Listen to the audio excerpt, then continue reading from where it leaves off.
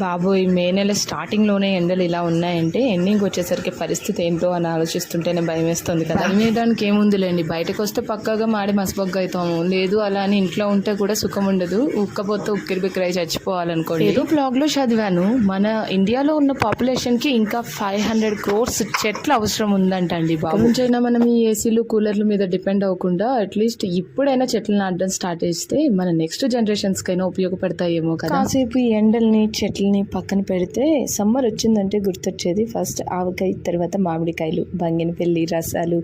అబ్బబ్బబ్బా, చెప్తుంటేనే నోరు ఊరిపోతుంది అనుకోండి. మెయిన్లీ ఆవకాయ కలిపిన తర్వాత ఫైనల్గా దానిలో అన్నం వేసి కలిపి పెట్టే ఆవకాయ ముద్దలు, literally that unique blend crafted by అమ్మ హ్యాండ్స్ ఇస్ ట్రూలీ హెవెన్. దీని ముందు ఈ చికెన్ బిర్యానీలు, మటన్ బిర్యానీలు పనిచేయవండి. ఏమంటారు? ఇది మా ఆవకాయ స్టోరీ అన్నట్టు మీరు ఆవకాయ పెట్టారా లేదా? Comment in comment section.